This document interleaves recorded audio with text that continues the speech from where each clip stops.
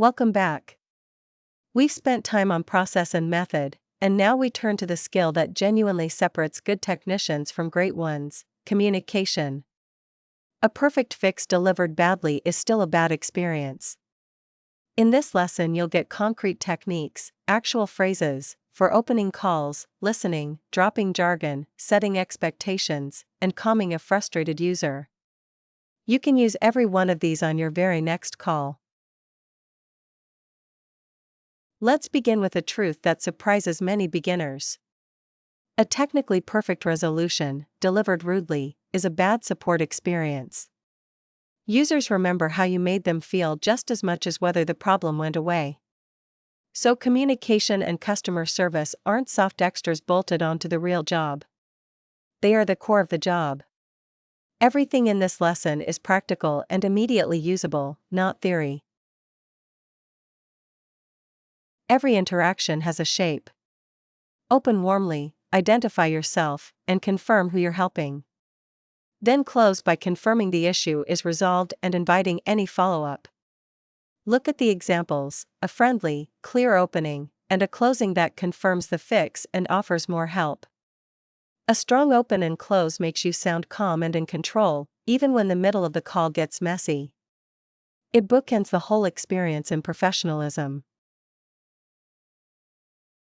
Next, active listening. That means giving the user your full attention, not interrupting, and not leaping to a fix before they've finished. Then restate the issue back in your own words. Look at the example. It confirms exactly what's happening and asks, "Is that right?" That single sentence does two things. It catches misunderstandings before you waste time on the wrong problem, and it reassures the user that you were genuinely listening to them. Now, jargon. Most users aren't technical, so your job is to translate. Instead of saying your DNS resolver is misconfigured, say your computer is looking up website addresses in the wrong place, and I'll point it to the right one. Plain language respects the user and keeps them with you. And this is important: never make someone feel stupid for not knowing IT. Knowing IT is your job, not theirs. Patience here builds enormous goodwill. One of the biggest sources of frustration is uncertainty.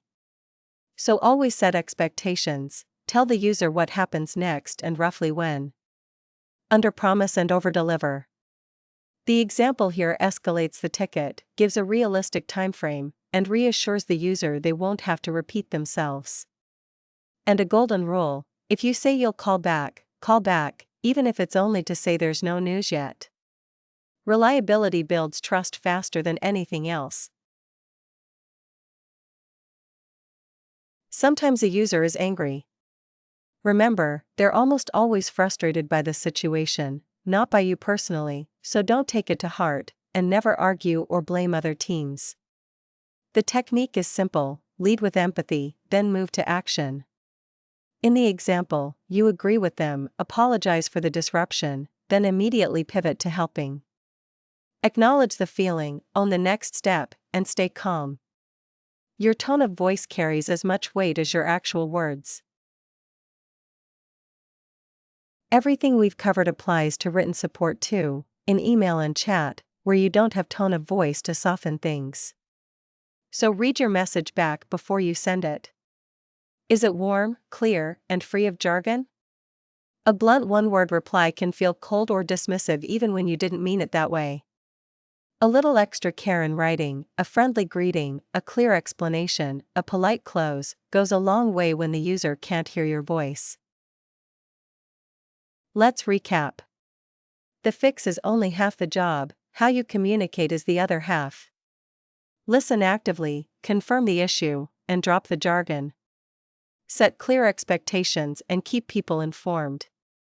And when emotions run high, lead with empathy, then action. Your task: write a short script for a stressed user whose presentation won't open 30 minutes before a client meeting. Write your opening line, an empathy statement, a sentence confirming the issue, and a closing line that sets expectations, all jargon-free.